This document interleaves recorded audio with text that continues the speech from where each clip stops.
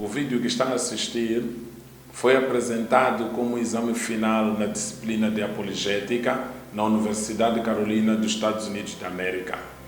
O objetivo deste vídeo é defender uma das objeções a Deus, ou seja, teorias que sustentam que Deus não existe. A objeção que eu escolhi para defender é aquela que diz: se Deus existe, por que permite tanto sofrimento na Terra? Se Deus existe, por que há tanto mal na Terra? Meu irmão, minha irmã, é uma verdade inegável que no mundo as pessoas estão a sofrer, as pessoas estão a chorar, assiste-se a cada dia violência extrema, guerras sem precedente, as pessoas são rejeitadas pelos seus maridos, familiares ou pelos seus senhores, os filhos são rejeitados pelos seus próprios pais, os pais são rejeitados pelos seus próprios filhos. As pessoas fazem esforço para progredir na vida, mas parece que o seu esforço para numa dura pedra e nada avança. Quando chega a noite, as lágrimas vêm e não aceitam ser consoladas. A fome, a miséria bate à porta e ninguém olha para essas pessoas para lhes ajudar. Então começam a pensar: se Deus realmente existe, por que a minha vida está assim? Se realmente Deus é grande, por que não conserta a minha vida? Que Deus é esse que me deixa sofrer desta maneira? Alguma coisa não está bem. Minha irmã, meu irmão, e a todos aqueles que me ouvem agora, eu concordo que algo não está bem na Terra. Deus também pensa dessa maneira, que algo não está bem. E em silêncio, Ele fez uma grande coisa para consertar este problema. Enviou o seu único Filho Jesus para mudar a minha vida, para mudar a sua e a minha história. O sofrimento não pode, de forma alguma, significar ausência de Deus. A dor não pode de forma alguma significar incapacidade de Deus em consertar a sua vida. Deus existe, independentemente do seu sofrimento, independentemente da sua dor, porque Ele é sempre Deus que te ama e quer te dar o fim que você deseja. Se Deus existe, por que permite tanto sofrimento na terra? Sabe? Na rua há muita gente que anda com cabelo, anda com barba desorganizada. Mas isso não significa que no mundo não há barbeiro. As pessoas andam com cabelo, com barba desorganizada, porque não querem ir ao barbeiro. Mas o barbeiro existe. As pessoas sofrem, não porque existe o mal, não porque existe o sofrimento, mas porque não querem ir até aquele que é o remédio, é a solução para o mal, é a solução para o sofrimento, Deus, o Todo-Poderoso, o Altíssimo. Vamos aprofundar este assunto, analisando o texto bíblico de João 10:10. Diz o seguinte: o ladrão não vem senão para matar, roubar e destruir, mas eu vim para que tenham vida e vida em abundância. Este texto nos mostra duas personagens e cada uma com a sua atividade. A primeira personagem é o ladrão é o diabo, Satanás. E a segunda personagem é Jesus Cristo, o Filho de Deus Altíssimo. O mesmo texto nos diz que a atividade de Satanás é matar, roubar e destruir. Mas como é que ele realiza estas obras? Através do pecado. Ele introduz o pecado, que é a porta do mal na vida das pessoas. O termo mal significa corrupção de alguma coisa que já esteve bem. Esta corrupção vem através do pecado, que é a falta de conformidade com a palavra de Deus. Quer dizer o quê? Que tudo aquilo que não está conforme a palavra, tudo aquilo que não está conforme a vontade de Deus é pecado. E o salário do pecado é a morte. Romanos 6:23. O mundo não foi sempre mau. Satanás matou, roubou e destruiu um mundo perfeito que Deus havia criado. Diz-nos a Bíblia em Gênesis 1:31, quando se refere à criação, que depois de Deus ter criado tudo que existe no mundo, Ele viu que tudo quanto fizera era muito bom. Não era bom, era muito bom. Então o diabo montou um plano para introduzir o pecado e fazer o homem cair. O diabo é o pai do mal. O termo diabo significa adversário. É o nome que recebeu Lúcifer, um dos anjos de Deus, da classe dos querubins, que se rebelou contra Deus e foi lançado na terra. O diabo conhecia a beleza e a maravilha de uma vida no paraíso e de andar na presença do Altíssimo, pois antes de pecar, ele esteve no paraíso na presença de Deus.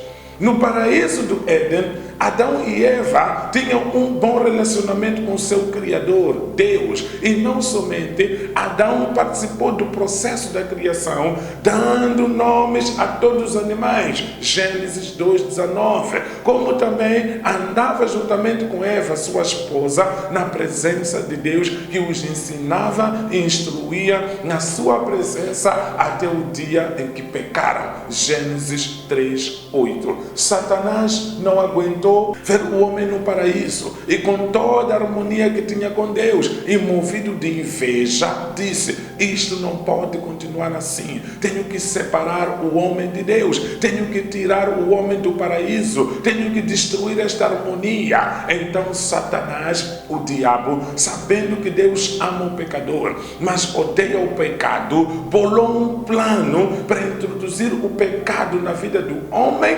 fazendo-os cair.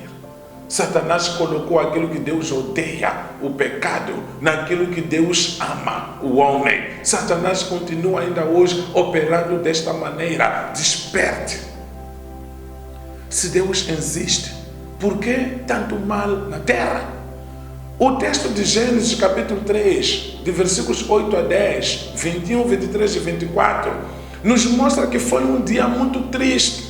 O dia da queda do homem. Vemos um homem nu, escondido, envergonhado e fora da presença de Deus. A Bíblia também nos diz que o caminho para a árvore da vida estava guardado pelos querubins. Vamos analisar resumidamente cada situação para podermos entender com propriedade o que realmente aconteceu. Vamos analisar o primeiro ponto, que diz que o homem estava nu e fora da presença de Deus. A palavra nudez significa sem proteção, descoberto.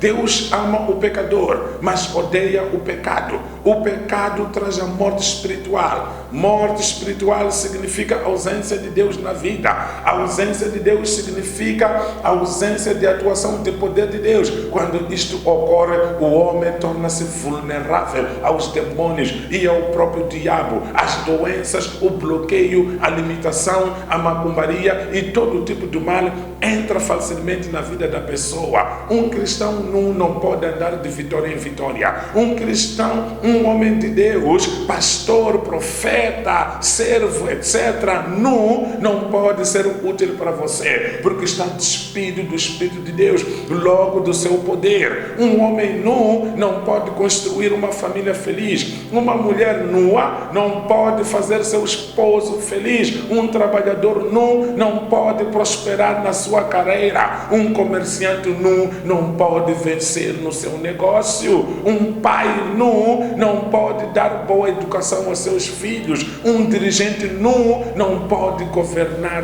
bem o seu povo. Vamos analisar a segunda propriedade. Homem escondido e envergonhado.